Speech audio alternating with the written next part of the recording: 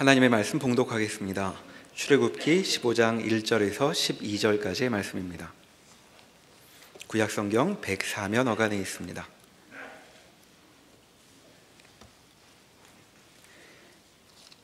이때 모세와 이스라엘 자손이 이 노래로 여호와께 노래하니 일렀으되 내가 여호와를 찬송하리니 그는 높고 영화로우심이요 말과 그 탄자를 바다에 던지셨음이로다. 여호와는 나의 힘이요 노래시며 나의 구원이시로다. 그는 나의 하나님이시니 내가 그를 찬송할 것이요 내 아버지의 하나님이시니 내가 그를 높이리로다. 여호와는 용사시니 여호와는 그의 이름이시로다. 그가 바로의 병거와 그의 군대를 바다에 던지시니 최고의 지휘관들이 홍해에 잠겼고 깊은 물이 그들을 덮으니 그들이 돌처럼 깊음 속에 가라앉았도다. 여호와여 주의 오른손이 권능으로 영광을 나타내시니이다. 여호와여 주의 오른손이 원수를 부수시니이다. 주께서 주의 큰 위엄으로 주를 거스르는 자를 엎으시니이다. 주께서 진노를 발하시니 그 진노가 그들을 지푸라기 같이 사르니이다. 주의 콧김에 물이 쌓이되 파도가 언덕같이 일어서고 큰 물이 바다 가운데 엉기니이다. 원수가 말하기를 내가 뒤쫓아 따라잡아 탈취물을 나누리라. 내가 그들로 말미암아 내 욕망을 채우리라. 내가 내 칼을 빼리니 내 손이 그들을 멸하리라 하였으나 주께서 바람을 일으키심에 바다가 그들을 덮으니 그들이 거센 물에 납같이 잠겼나이다. 여호와여 신중에 주와 같은 자가 누구니이까? 주와 같이 거룩함으로 영광스러우며 찬송할 만한 위엄이 있으며 기이한 일을 행하는 자가 누구니이까? 주께서 오른손을 드신즉 땅이 그들을 삼켰나이다. 아멘. 출애굽기 14장에는 홍해를 이스라엘 백성들이 건너는 내용이 나옵니다. 이스라엘 백성들이 홍해 앞에 섰을 때에 그들을 뒤쫓아온 애굽 군대를 보고 느낀 것은 두려움이었습니다. 우리가 저들로 인하여서 진멸을 당할 수 있다라고 하는 공포가 온 이스라엘 백성들의 마음을 빼앗아 버렸습니다. 그런 자리에서 나올 수 있는 것은 다른 것이 아니라 하나님에 대한 원망이 나왔습니다. 애굽에서 이 이스라엘 백성들이 어떻게 해방을 맞이하게 되었는가, 구원을 얻게 되었는가라고 하는 사실들을 우리가 잘 알고 있기 때문에 이러한 이스라엘 백성들의 불신앙의 모습은 대단히 의외입니다.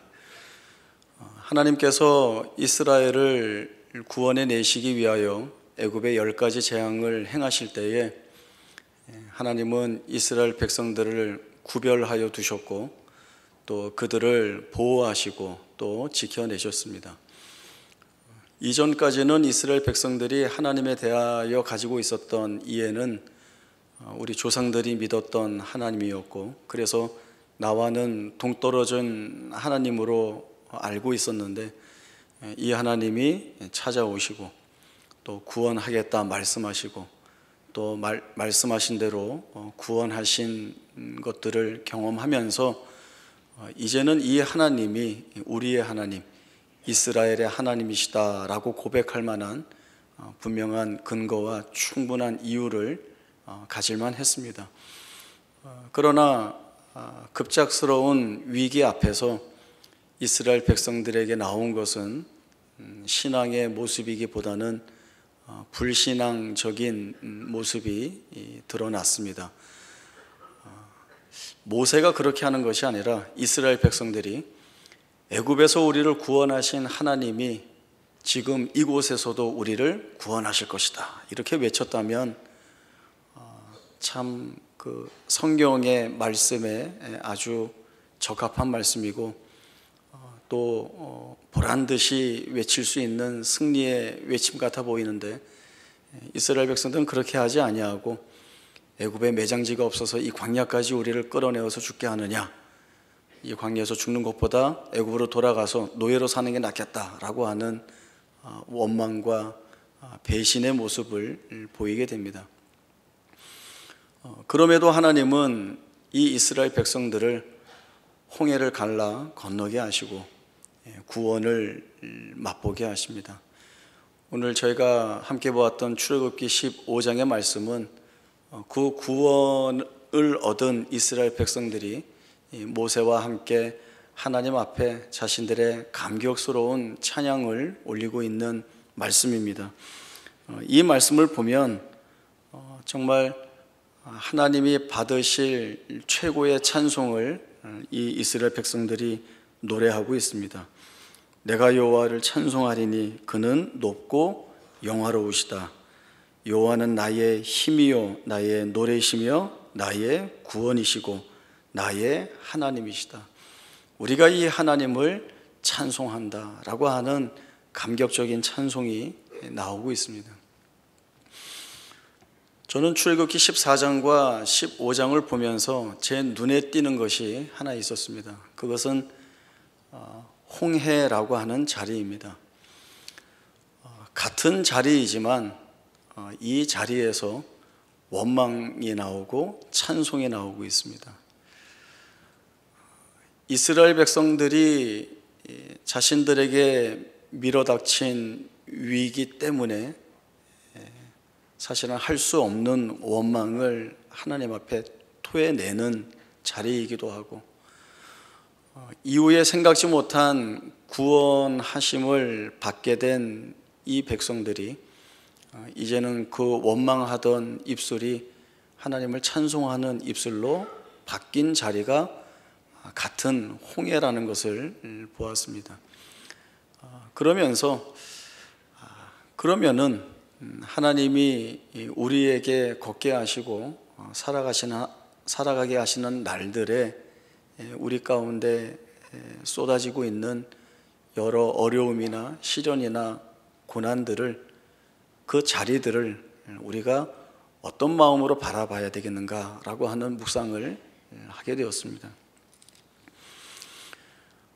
원망이 드러날 수밖에 없는 자리에서의 이스라엘의 그 원망은 어떻게 보면 그럴 수 있다라는 생각을 갖습니다. 왜냐하면 우리는 육신을 지니고 있습니다. 육신을 지니고 있다는 것은 태생적으로 한계와 제한에 갇혀 있다는 것이죠. 우리가 모든 일들을 다 해결할 힘이 없고 그런 능력도 없고, 또 우리가 맞닥뜨리는 일들에 대하여서 거부할 수도 없고, 또 그러한 일들이 우리에게 주는 영향력 앞에 그대로 노출되어서 때로는 눈물로, 때로는 한숨으로, 때로는 비탄한 절망 가운데 처할 수밖에 없는 것이 육신을 입고 있는, 우리가 지니고 있는 제한된 자리입니다. 그러면 그 제한된 자리에서는 아무것도 할 수 없는가라고 할 때 답은 그렇습니다. 우리가 할 수 있는 것은 아무것도 없다라고 하는 것이죠. 이스라엘 백성들이 추격해오는 애국 군대를 바라보면서 그들이 할 수 있는 것은 아무것도 없었습니다. 자, 시간이 촉박하지만 빨리 특공대를 잘 준비해서 저들과 맞서 싸우자라고 하는 능력도 없고, 또 아니면 하나님께 간구하여서 주의 은혜를 구하는 그런 실력도 없이 그저 비탄과 원망을 쏟아내는 것 외에는 이 이스라엘 백성들이 할 수 있는 것이 아무것도 없었습니다. 그러나 하나님은 이미 이 이스라엘 백성들이 위기에 처하는 이 자리, 그리고 그 자리에서의 원망을 토해낼 수밖에 없는 그 자리를 하나님은 영광을 얻으시는 자리로 이미 계획하고 뜻하고 계시다는 것이 하나님이 가지고 계시는 것입니다. 출애굽기 14장 4절 말씀 한번 보겠습니다. 출애굽기 14장 4절 말씀입니다. 내가 바로의 마음을 완악하게 한즉 바로가 그들의 뒤를 따르리니 내가 그와 그의 온 군대로 말미암아 영광을 얻어 애굽 사람들이 나를 여호와인 줄 알게 하리라 하시매 무리가 그대로 행하니라. 자, 이 말씀은 좀 더 깊은 내용으로라면 그것이 무엇인가 하면 하나님께서 이 자리를 내가 영광을 얻는 자리로 만들겠다. 다시 말해서 이스라엘 백성들이 바라보는 그 제한된 범위 안에서는 위기의 자리이고 위협을 받는 자리이고, 그래서 두려움이 가득 차 있는 자리이고, 그래서 원망을 쏟아내는 것 외에는 아무것도 할 수 없는 그 자리를 하나님이 나는 내 영광을 얻는 자리로 삼겠다라고 하는 뜻을 이미 가지고 계신 것입니다. 그래서 이스라엘 백성들의 시각으로 볼 때에는 여기는 망하는 자리인데 하나님은 영광을 취하시는 자리로 삼고 계시다는 것입니다. 우리의 생애 속에서도 하나님은 이 같은 일을 만들어내십니다. 우리가 볼 때 여기에서는 그 어떠한 기대를 가질 수 없고, 여기에서는 은혜를 기대할 수 없는 그러한 조건과 이유와 명분 앞에 서 있는데, 그러나 우리는 알지 못하지만 하나님은 그 자리를 하나님이 영광을 얻으시는 자리로, 하나님의 하나님 되심을 드러내시는 자리로 삼아 우리에게나 그리고 세상 앞에 하나님만이 참된 하나님이신 것을 증거하겠다, 그 일에 너의 생애를 내가 사용하겠다라고 하는 뜻을 가지고 계시는 것입니다. 이미 그렇게 하나님은 인생들을 불러 사용하시고 목적하신 영광을 취하셨습니다. 다윗을 통해서 한번 확인을 해보겠습니다. 시편 30편 말씀 보겠습니다. 구약성경 821쪽 시편 30편 1절에서 12절까지의 말씀을 보겠습니다. 시편 30편 1절부터 말씀 봅니다. 여호와여, 내가 주를 높일 것은 주께서 나를 끌어내사 내 원수로 하여금 나로 말미암아 기뻐하지 못하게 하심이니이다. 여호와 내 하나님이여, 내가 주께 부르짖음에 나를 고치셨나이다. 여호와여, 주께서 내 영혼을 수월에서 끌어내어 나를 살리사 무덤으로 내려가지 아니하게 하셨나이다. 주의 성도들아, 여호와를 찬송하며 그의 거룩함을 기억하며 감사하라. 그의 노염은 잠깐이요 그의 은총은 평생이로다. 저녁에는 울음이 깃들일지라도 아침에는 기쁨이 오리로다. 내가 형통할 때에 말하기를 영원히 흔들리지 아니하리라 하였도다. 여호와여, 주의 은혜로 나를 산같이 굳게 세우셨더니 주의 얼굴을 가리심에 내가 근심하였나이다. 여호와여, 내가 주께 부르짖고 여호와께 간구하기를 내가 무덤에 내려갈 때에 나의 피가 무슨 유익이 있으리요? 진토가 어떻게 주를 찬송하며 주의 진리를 선포하리이까? 여호와여, 들으시고 내게 은혜를 베푸소서. 여호와여, 나를 돕는 자가 되소서 하였나이다.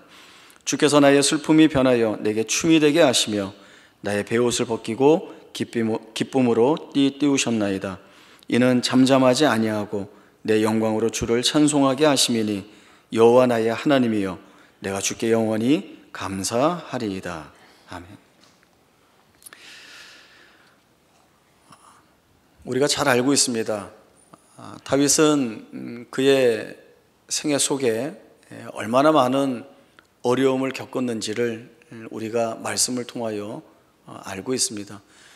그럼에도 불구하고 우리는 다윗이 겪었던 고난들을 평가절하하거나 과소평가하는 경우가 있습니다. 왜냐하면 다윗이 기도할 때에 하나님이 그 기도를 들어주셔서 모든 문제를 해결해 주심으로 인하여서 그는 그 어떤 누구의 인생보다도 편안하고 은혜가 있고 복이 있는 인생을 살았다라고 하는 생각 때문입니다.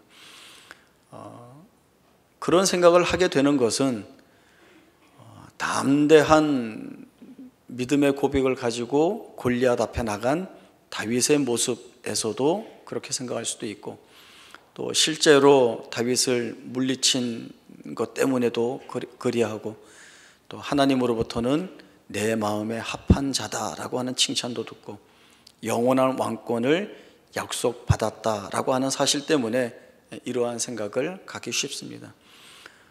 그러나 다윗은 그가 실제적으로 겪었던 고난으로 치면 한 사람이 홀로 감당하기에는 대단히 힘들고 어려운 시기를 오랫동안 겪었던 그 경험을 가지고 있습니다. 다윗이 사울을 피해 다닌 그 기간이 근 10년이 넘습니다. 누군가를 피해서 도망 다녀야 하는 처지, 그것도 잡히면은 생명을 잃어버리는 위기 속에서 도망 다녀야 하기 때문에 늘 그의 마음에는 급급함이 있고 불안함이 있고, 어디 한번 마음 편히 앉아 쉴 수도 없고, 피곤하여 잠을 청할 때에도 늘 두려움 속에서 잠들어야 하는 것이 이 다윗이 오랜 시간 동안 겪었던 그의 삶입니다.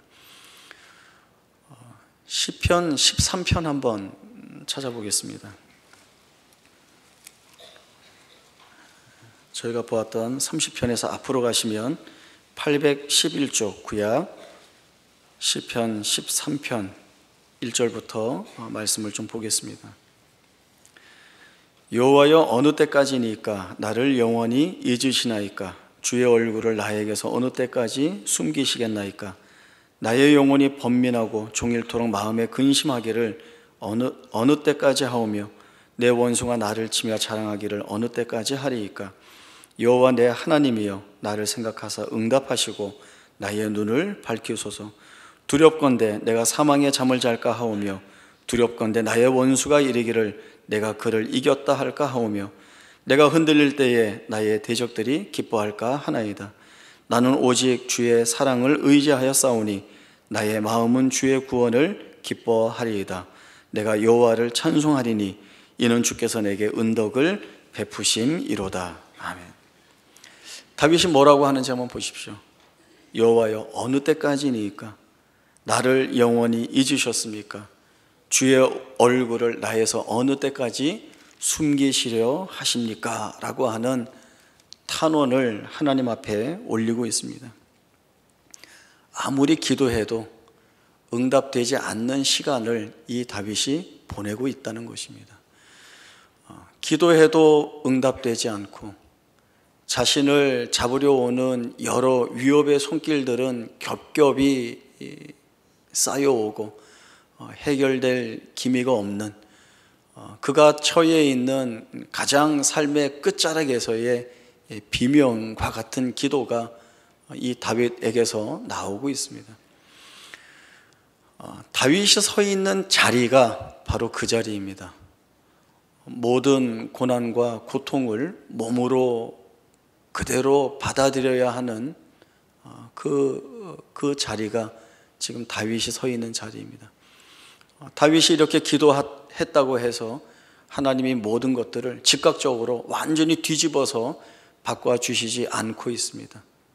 우리가 생각하는 다윗의 기도라고 한다면 하나님이 응답하셔서 이제는 다윗이 추격자가 되고 사울이 도망자가 되든가, 아니면 사울을 빨리 버리시고 빨리 다윗을 왕으로 세우셔서 그의 모든 고난을 종식시켜 주시는 것이 하나님이 이 다윗에게 주시는 가장 큰 복이 아닌가 싶은 생각을 하게 됩니다.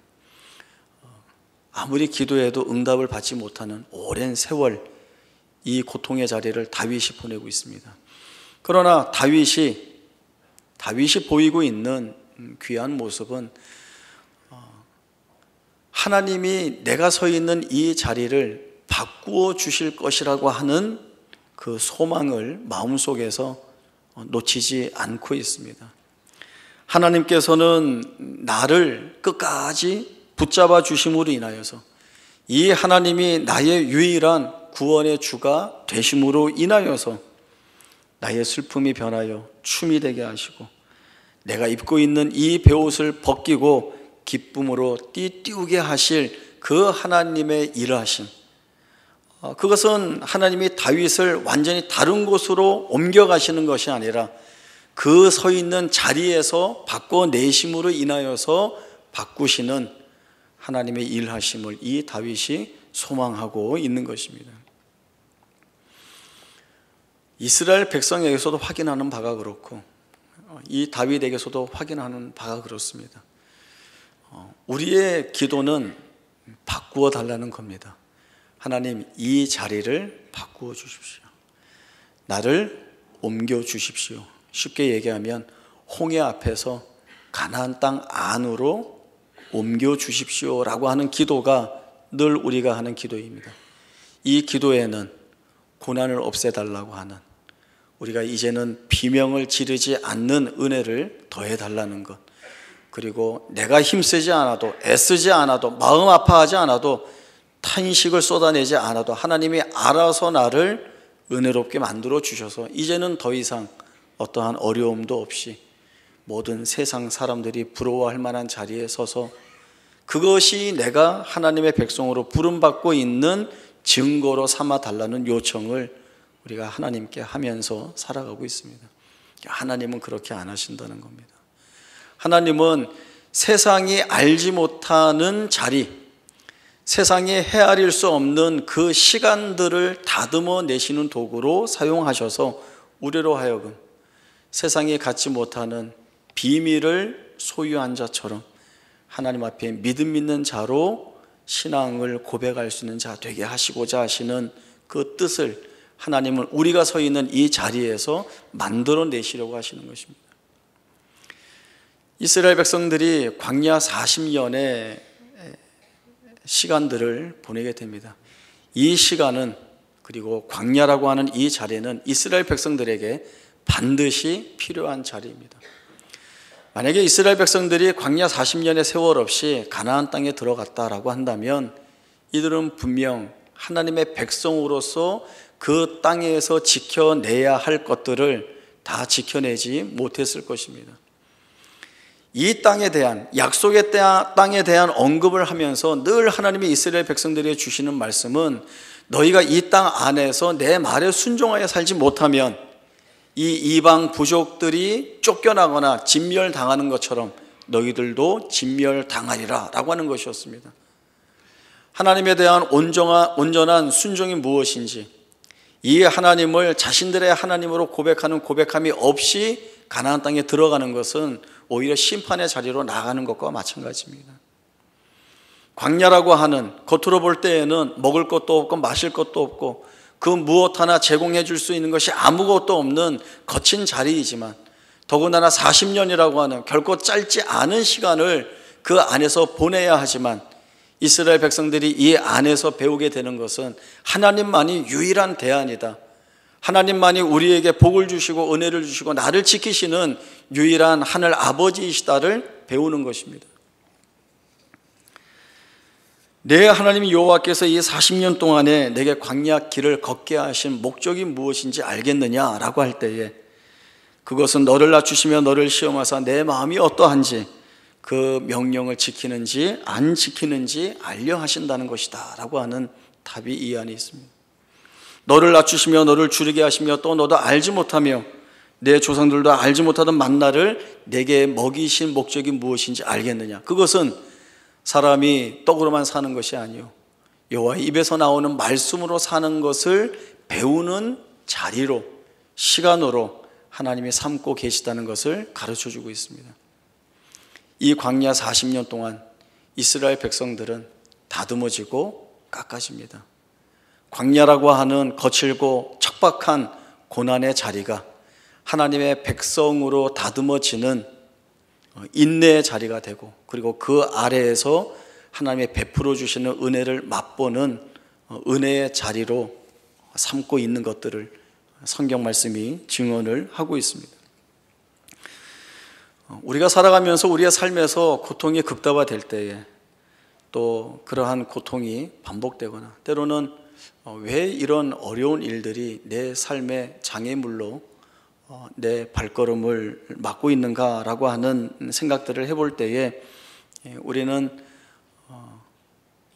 그래도 하나님이 일하신다라고 하는 생각보다는 이스라엘 백성들이 홍해 앞에서 그랬던 것처럼 어떤 체념이나 원망이 먼저 앞서 나올 수밖에 없습니다.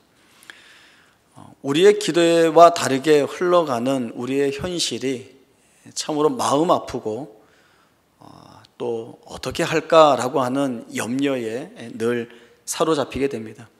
그러나 오늘 말씀을 통하여서 우리가 조금 깊이 무게 있게 우리의 시선을 돌려야 할 것은, 우리를 이렇게 옮겨 놓는 것이 아니라 지금 이 자리를 하나님이 영광을 받으시기 위한 자리로 사용하고 계시다. 그 하나님이 이 안에서 바꾸어 내시고 이 안에서 드러내야 할 것을 드러내시고 또 우리로 하여금 할 수 없는 고백을 하는 자로 만들어 주셔서 우리로서는 지금 당장 이해할 수 없고 어떻게 그렇게 될 수 있는가라고 하는 의심 속에 쌓여 있지만 그러나 마침내 바꾸어 내실 그 하나님의 일하심이 지금 내가 서 있는 이 자리에서 일하고 계시는 하나님의 모습이다라고 하는 것들을 저희들이 분명한 내용으로 붙잡아야 할 말씀입니다.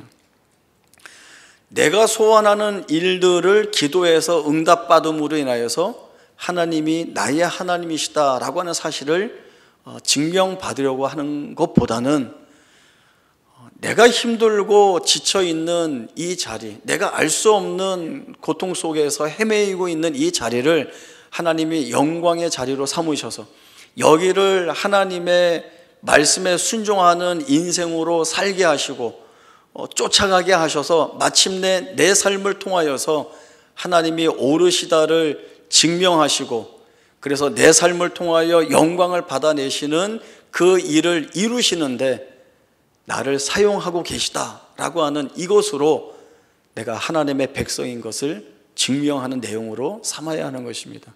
그러면 우리에게는 원망이 아니라 찬송을 드러낼 수 있는 자리로 쫓아가게 되는 것입니다.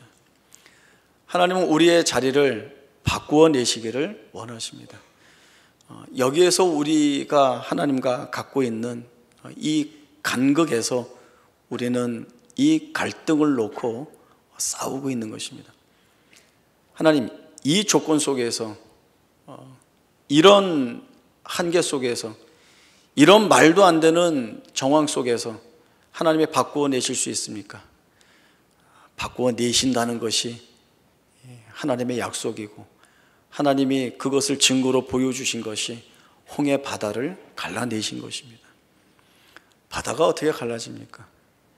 하나님이 바람을 불어 그 바다를 갈라내시고 그 땅을 마른 땅같이 하게 하여서 자기 백성을 그 땅을 딛고 건너게 하셨습니다.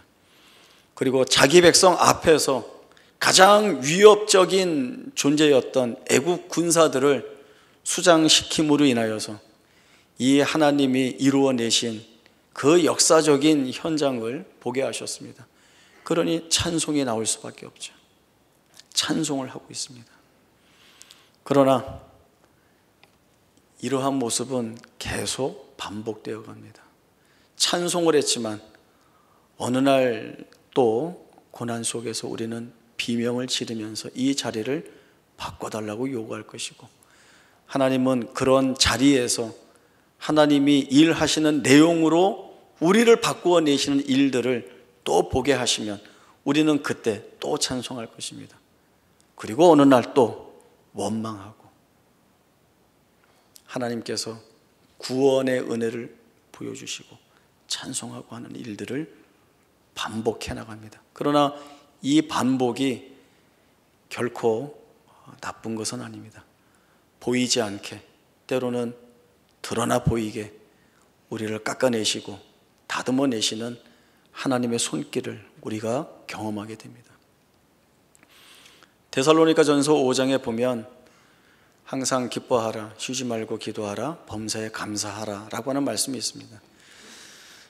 범사에 감사하라 라고 하는 이 말씀은 감사할 것이 없어도 너는 무조건 감사를 해야 한다 라고 하는 강제적인 의무처럼 보여서 부담이 될 때가 많았습니다. 그러나 뒤이어 나오는 말씀, 이것이 그리스도 예수 안에서 너희를 향하신 하나님의 뜻이니라 라고 하는 말씀을 결합시켜 보면 범사에 감사하게 하는 하나님의 열심이 우리의 생애 속에 채워져 있다라고 하는 약속의 말씀인 것을 보게 됩니다. 범사에 감사하라. 모든 일에 항상 감사할 수 있게 하겠다. 늘 말씀드리지만 모든 일이라고 하는 것은 정말 모든 일이죠. 내가 원하는 것, 내가 좋아하는 것, 기뻐하는 것, 즐거워하는 것, 이런 것만 구별하여서 따로 담아두는 것이 아니라 이 안에는 힘들고 어려운 것, 탄식이 쏟아질 수 있는 정황들, 위기, 두려움, 눈물을 흘리는, 아파할 수밖에 없는 그러한 것들이 다 담겨 있어서 모든 일입니다. 하나님은 이 모든 일 안에서 감사하도록 하시겠다는 것입니다. 너가 슬퍼하느냐? 그 슬퍼하는 속에서 감사하도록 내가 만들겠다. 너가 절망 가운데에서 비명을 지르고 있느냐?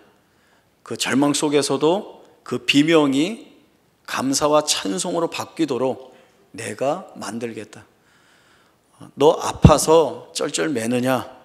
내가 그 아픔 속에서도 나에 대하여서 찬송할 수 있는 힘을 내게 주겠다라고 하는 것이 하나님의 약속으로 오늘 우리에게 주어지고 있는 것입니다. 우리 눈에 보이는 것이 아무것도 없습니다. 우리의 머리로 이해해서 받아들일 수 있는, 용납할 수 있는, 납득할 수 있는 상황들이 전혀 없습니다. 그럼에도 하나님은 이 약속을 우리에게 주시고 있습니다. 내 자리를 내가 다른 자리로 바꿔내겠다. 이것이 이스라엘이 원망하던 그 자리에서 하나님을 찬송하는 자로 바꾸어내어 오늘 우리에게 보여주시는 하나님의 증거입니다. 하나님은 이 일들을 우리의 생애 속에서 해 나가실 것입니다.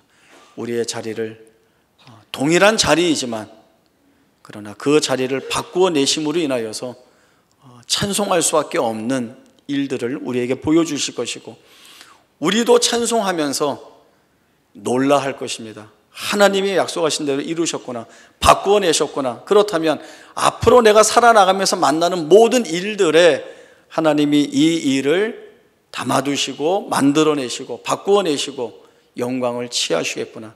그럼 나야말로 이 하나님 앞에 가장 복된 인생이 아니겠는가, 이 확인을 보게 하실 것입니다. 그래서 우리는 복된 인생입니다. 어려움 속에서도 복된 인생으로 부름받고 있다는 사실을 잘 기억하셔서 찬송하시고 그리고 열심으로 기도하셔서 우리의 생애가 하나님의 손에 붙잡힌 가장 복된 생애인 것을 증명해 내시고 증거해 내시기를 바랍니다. 기도하겠습니다. 하나님 아버지, 은혜를 감사합니다. 우리는 육신에 거하기에 연약하고 부족하고 또 알지 못하는 것들이 많이 있습니다. 아무리 우리가 머리를 써서 우리의 눈으로 제대로 잘 보려 해도 우리가 묶여있는 자리는 늘 비통함과 그리고 비참한 자리이며 그래서 원망을 쏟아낼 수밖에 없는 자리인 것을 보게 됩니다. 그러나 하나님은 이 동일한 자리에서 하나님의 영광을 이루어 내시기 위하여 우리를 다듬어 내시고 또 하나님의 그 능력과 은혜를 동원하여 마침내 이 고난의 자리를 가장 복된 은혜의 자리로, 축복의 자리로 바꾸어 내실 것을 약속해 주셨습니다. 우리의 생애 속에서도 이미 이 하나님의 약속을 경험했습니다. 그렇게 일하신 하나님을 우리가 잘 알고 있습니다. 우리가 경험하고 잘 알게 된 이 하나님의 일하심을 끈기 있게 붙잡고 놓치지 않아 지금도 그렇고 또 앞으로 살아가는 모든 날 동안에도 우리가 맞닥뜨리게 되는 수없이 많은 시련과 고난과 환난과 아픔의 자리라 할지라도 이 자리를 영광의 자리로 바꾸어 내시는 그 하나님에 대한 순종의 마음을 가지고 말씀을 붙잡고 기도하며 나아가는 우리 모두가 다 되게 하여 주옵소서. 지금은 우리 주 예수 그리스도의 은혜와 하나님 아버지의 크신 사랑과 성령 하나님의 충만하신 역사하심이 우리의 자리를 열심으로 바꾸어 내심으로 인하여서 하나님 앞에 복된 생애로 부름받고 있기에 오늘 우리를 세우신 그 자리를 말씀을 붙잡고 기도하며 감사함으로 찬송하며 채우리라 다짐하는 주의 사랑하는 성도들 머리 위에 지금으로부터 영원토록 함께 있을지어다. 아멘.